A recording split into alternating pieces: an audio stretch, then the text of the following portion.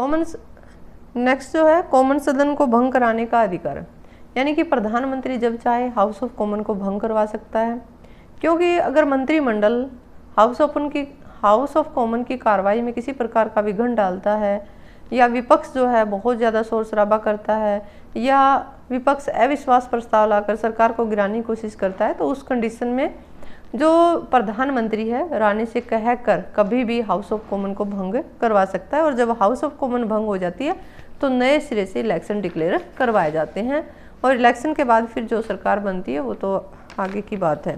फिर उसके बाद है जैसे विदेशी मामले हैं, यानी कि जो विदेशी मामले हैं उनके ऊपर प्रधानमंत्री का पूर्ण नियंत्रण होता है। हालांकि विदेश मंत्री को विदेश मंत्रालय सौंपा जाता है, लेकिन विदेश मंत्री प्रधानमंत्री के ही नियंत्रण में कार्य करता है। कई बार ऐसा भी होता है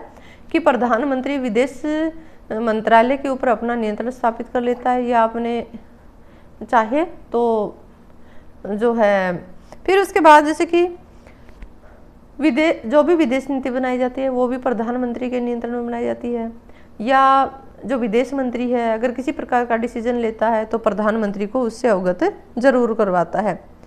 और जैसे कई बार आप लोगों ने देखा होगा जो विदेश नीति बनाई जाती है वो प्रधानमंत्री के द्वारा बनाई जाती है, प्रधानमंत्री के नियंत्रण में होती है, और प्रधानमंत्री विदेशों का दौरा करते हैं, दूसरे देशों के साथ समझौते संधि करने की कोशिश करते हैं, दूसरे देशों के साथ अच्छे रिलेशन बनाए जाते हैं। ये सब चीज़ें जो है प्रधानमंत्री के नियंत्रण में होती हैं। फिर जो है उपाधियाँ दी जाती हैं, जैसे कि हर एक देश में अपने क्षेत्र में विशिष्ट कार्य करने के लिए कुछ लोगों को उपाधियां दी जाती हैं, तो किस व्यक्ति को कौन सी उपाधि दी जाएगी ये डिसीजन भी प्रधानमंत्री के द्वारा किया जाता है, और प्रधानमंत्री रानी से कहकर उन व्यक्तियों को जो है उपाधियां दिलवाता है। यहाँ पर रानी की अपनी कोई राय नहीं होती। जैसे कि ग्लैडस्टोन जो प्रधानमंत्री थे इंग्लैंड के, वो कई बार रानी को सलाह मशवरा देते थे कि अमुक व्यक्ति को ये उपाधि देनी है, तो रानी कई बार मना कर देती थी, लेकिन मना करने के बावजूद भी उनको वो उपाधियां देनी पड़ती थी। फिर इसके अलावा जैसे कि कुछ एक महत्वपूर्ण नियुक्तियां हैं, जैसे कि गवर्नरों की नियुक्ति है, या राजदूतों की नियुक्ति है, या फिर जो हाई कमिश्नर जो नियुक्त किए जाते हैं वो भी प्रधानमंत्री के सलाह मशवरे से ही किए जाते हैं। अब जैसे जो कॉमनवेल्थ कंट्रीज हैं, इंग्लैंड का प्रधानमंत्री ही उनकी बैठकों की अध्यक्षता करता है, क्योंकि कॉमनवेल्थ की जो बैठकें होती हैं उसमें जो कॉमनवेल्थ के देश हैं उनके प्रधानमंत्री ही पार्टिसिपेट करते हैं, और जब प्रधानमंत्री पार्टिसिपेट करते हैं तो उनकी अध्यक्षता इंग्लैंड के प्रधानमंत्री के द्वारा ही की जाती है। और इंग्लैंड का प्रधानमंत्री जो है अपने दल का भी नेता होता है, हाउस ऑफ कॉमन का भी नेता है, और देश का भी नेता होता है। यानी कि अगर देश के सामने कोई भी विकट स्थिति पैदा हो जाती है तो ऐसे समय में पूरा देश जो है प्रधानमंत्री की तरफ देख रहा होता है, और उसमें प्रधानमंत्री को महत्वपूर्ण डिसीजन लेने होते हैं, यानी कि देश के सामने जो समस्याएं हैं उन समस्याओं से कैसे निपटा जाए।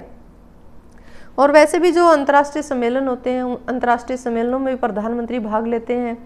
और वहाँ पर भाषणबाजी जो दी जाती है वो भी प्रधानमंत्री के द्वारा दी जाती है, अपने देश का प्रतिनिधित्व कर रहे होते हैं। यानी कि कहने के लिए इंग्लैंड के प्रधानमंत्री के पास बहुत ज़्यादा पावर्स हैं, बहुत ही महत्वपूर्ण कार्य जो हैं उनके द्वारा किए जाते हैं। लेकिन एक तरफ से हम देखते हैं ऐसा लगता है कि इतनी सारी पावर्स होने के बाद क्या इंग्लैंड का प्रधानमंत्री तानाशाह बन सकता है? नहीं, ऐसा नहीं हो सकता, तानाशाह नहीं बन सकते, लेकिन पावरफुल जरूर हैं। इंग्लैंड के प्रधानमंत्री की पर्सनैलिटी के ऊपर डिपेंड करता है कि वो व्यक्ति किस टाइप का है। अगर उसकी पर्सनैलिटी बहुत ज़्यादा प्रभावशाली है तो वो अपना प्रभाव बहुत ज़्यादा जमाने की कोशिश करेगा। अगर पर्सनैलिटी उनकी वीक है तो उसके बाद उनका प्रभाव जो है बहुत कम जमेगा, क्योंकि इंग्लैंड के इतिहास में कई सारे प्रधानमंत्री ऐसे रहे हैं जिनका व्यक्तित्व तो बहुत ज़्यादा प्रभावशाली था और जिन्होंने बहुत अच्छा शासन किया, लेकिन दूसरी तरफ हम देखते हैं तो कई कमज़ोर प्रधानमंत्री भी रहे हैं। दूसरी बात मेजोरिटी के ऊपर डिपेंड करता है। अगर जो शासक पार्टी है उसको फुल मेजोरिटी मिली हुई है तो प्रधानमंत्री के पास काफ़ी सारी पावर्स होती हैं,